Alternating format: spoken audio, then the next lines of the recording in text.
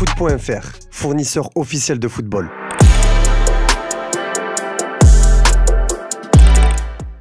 Salut à toutes et à tous et bienvenue dans ce nouveau JT Foot Mercato. On commence ce tour de l'actualité avec la France qui envoie un message fort au niveau de l'indice UEFA en réalisant un bilan presque parfait sur la scène européenne cette semaine. Avec 5 victoires, 1 match nul et 1 défaite, la France s'est bien replacée dans le top 10 du classement. En Ligue des Champions, l'OM et le PSG ont fait le job en s'imposant respectivement face à l'Ajax et au Barça. L'AS Monaco a réussi à obtenir un match nul miraculeux face à Manchester City de son côté.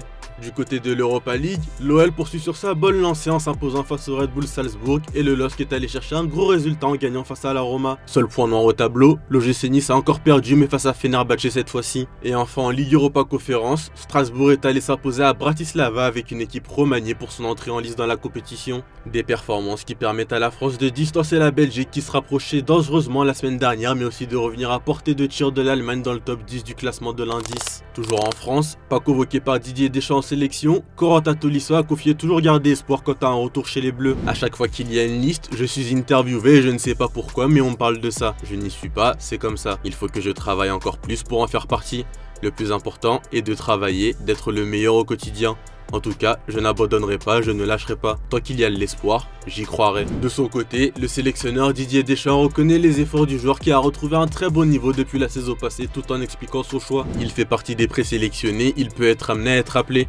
Il fait de très bonnes choses à Lyon après avoir lui aussi enchaîné des années compliquées avec les blessures. Mais je vois ça dans un avenir un peu plus lointain. À partir du moment où je fais certains choix sur des jeunes qui ont moins d'expérience et de temps de jeu, je préfère prendre cette option-là. La porte n'est donc pas encore complètement fermée pour Coco Tolisso. Du côté de Nantes, Mathis Ablin est revenu sur son été agité. Sollicité par plusieurs clubs en France et à l'étranger cet été, le jeune attaquant avait manifesté des envies de départ qui ont occupé son esprit tout au long de la trêve estivale. Pourtant, malgré ces sollicitations et les rumeurs qui ont cristallisé tout son été, l'international espoir a choisi de rester fidèle aux Canaries avec qui il est lié jusqu'en 2028.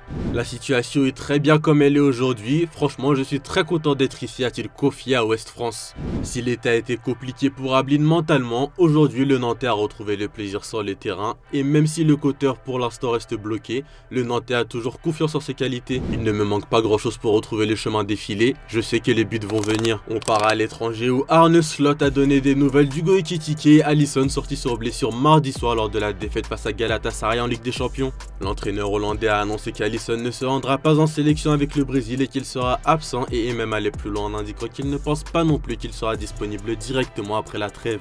Ce sera donc Mamardashvili qui sera dans la cage des Reds face à Chelsea demain. Pour ce qui est de l'attaquant français, Arne Slot a annoncé qu'il reprendrait l'entraînement aujourd'hui et qu'il serait évalué après la séance pour savoir s'il était disponible face aux Blues. Toujours à Liverpool, la situation de Florian Wirtz s'inquiète de plus en plus. Appelé par Julian Nagelsmann pour la prochaine trêve où les Allemands affronteront le Luxembourg et l'Irlande du Nord dans le cadre des éliminatoires à la Coupe du Monde, les performances moyennes de celui qui est désormais le maître à jouer de la Mannschaft font paniquer dans son pays.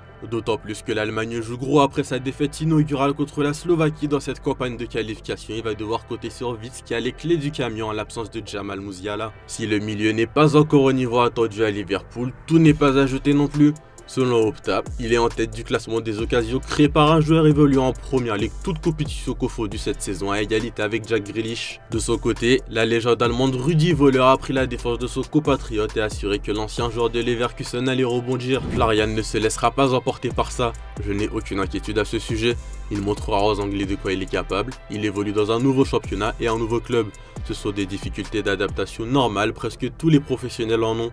Je suis convaincu qu'avec ses qualités athlétiques et des joueurs, il réussira à percer. Autre joueur allemand mais qui évolue au Qatar cette fois-ci, Julian Draxler a donné de ses nouvelles dans la presse allemande. Heureux dans sa nouvelle vie, le joueur de 32 ans a déclaré être épanoui et avoir un quotidien d'une personne normale dans le pays du Golfe. Sous contrat jusqu'en 2028, l'Allemand prépare déjà l'avenir. J'ai promis à ma famille de terminer mes études de management sportif d'ici 2028. Sinon, je suis ouvert à tout. Un nouveau contrat de joueur, une pause avec ma famille ou un autre emploi dans le football. Ce qui m'attire vraiment après ma carrière de joueur, c'est de m'orienter vers un autre domaine du football, le management. À ce sujet, l'ancien joueur du PSG ne ferme pas la porte à un retour en Europe et se verrait même bien revenir là où tout a commencé, à Schalke. Si Frank Baumann me demandait de revenir un jour à Schalke afin de pouvoir le soutenir un peu, je ne dirais probablement pas non. Plus sérieusement, je ne me considère pas comme ayant la capacité de prendre la responsabilité principale dès le départ, mais plutôt comme étant capable d'apprendre des autres et de progresser. Si Raoul cherchait un entraîneur adjoint et me contactait, je le ferais probablement aussi. On poursuit avec un autre ancien du PSG, Kylian Mbappé. Le Français est revenu au top de sa forme et affiche un niveau impressionnant depuis le début de saison. 14 buts et une passe décisive en 12 matchs toutes compétitions confondues, l'attaquant enflamme l'Espagne et fait plaisir au Real Madrid qui a fait de lui sa nouvelle star. Ce vendredi, El Chiringuito s'est penché sur le cas de KM10, le journaliste Edu Aguirre, que l'on sait proche de la Casablanca, a révélé les secrets de la métamorphose. D'après lui, le crack de Bodji a perdu 2-3 kilos et il est très heureux à l'entraînement. Il aime que Xabi Alonso fasse toujours des séances avec le ballon. Voici donc la recette derrière le succès d'Mbappé cette saison. On reste à Madrid où un autre attaquant n'a pas le même succès que Kylian Mbappé. Revenu de blessure il y a plusieurs jours, Endrick ne joue toujours pas avec le Real. Présent dans les différents groupes convoqués par le staff lors des dernières rencontres, le Brésilien n'a pas eu une seule miette à se mettre sous la dent. Remplaçant lors des 4 derniers matchs en Liga, il espérait avoir quelques minutes mardi à l'occasion du match face au Kairat Almaty en Ligue des Champions. Mais Xabi Alonso a offert des minutes à Gonzalo Garcia qui a remplacé Mbappé et qui semble lui être passé devant dans la hiérarchie. Pour Endrick, c'est un nouveau coup dur mais le message est clair de la part du staff et du club. Invité à partir en prêt cet été pour avoir du temps de jeu, le Brésilien avait refusé et était décidé à s'imposer dans la capitale espagnole. Récemment, la Cadena Cope a révélé que les Merengues allaient encore l'inviter à partir en prêt cet hiver. Peut-être que cette fois-ci, le Brésilien qui a la Coupe du Monde 2026 en ligne de mire reverra sa position si sa situation ne change pas. Toujours en Espagne, mais en Catalogne cette fois-ci, Deco suit de très près un prodige de Benfica. Selon le média catalan Sport, le directeur sportif du FC Barcelone a profité d'un récent match de Ligue des Champions pour rencontrer les agents du jeune crack portugais Gonzalo Oliveira. Jeune défenseur central gaucher, le joueur de 19 ans est considéré comme l'un des talents les plus prometteurs du club lisboète. Oliveira alterne entre l'équipe première et la réserve et suscite l'admiration des entraîneurs pour sa qualité technique et son potentiel. José Mourinho l'a récemment désigné comme très important pour l'avenir du club. Pour autant, cette rencontre reste exploratoire et aucune négociation n'est en cours. Le Barça, qui n'a pas de besoin urgent de renforcer sa défense centrale, entend poursuivre sa stratégie habituelle, observer et analyser les jeunes talents avant d'envisager un recrutement, un dossier qui sera tout de même à suivre les prochaines semaines. On reste en Espagne où la polémique entre le FC Barcelone et la sélection espagnole concernant Lamine Yamal commençait à prendre de l'ampleur, mais elle devrait vite s'estopper après le communiqué du club catalan au sujet de son numéro 10. La douleur pubienne qui gênait le joueur Lamine Yamal est réapparue après le match contre le PSG. Il manquera le match contre Séville et sa convalescence est estimée entre 2 à 3 semaines, peut-on lire dans le communiqué publié par les Blaugrana. Lamine Yamal sera donc absent contre Séville et n'est donc selon le staff médical du Barça pas apte à rallier sa sélection où il a été convoqué par Luis de la Fuente.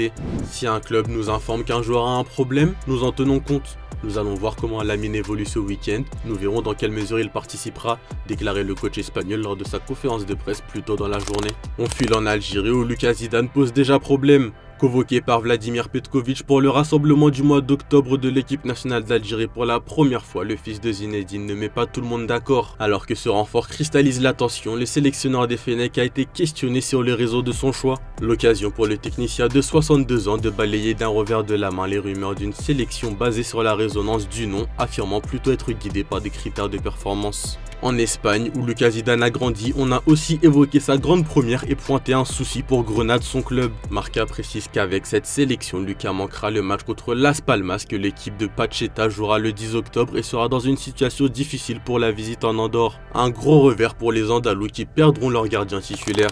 On passe aux officiels du jour avec l'Angleterre qui a annoncé sa liste pour le rassemblement du mois d'octobre. Une sélection composée de Marcus Rashford en pleine forme ces dernières semaines avec le Barça. Phil Foden n'est lui pas convoqué, tout comme Jude Bellingham laissé au repos. Le milieu de Nottingham Forest, Elliot Anderson est rappelé, tandis que Jarell Quansah et James Trafford pourraient connaître leur première sélection. Adidas a enfin levé le voile sur Trionda, le ballon officiel de la Coupe du Monde 2026 qui se tiendra aux États-Unis, au Mexique et au Canada. Inspiré des couleurs et symboles des 3 pays organisateurs, l'étoile américaine, la feuille d'érable canadienne et l'aigle mexicain, le ballon mêle design audacieux et hommage culturel.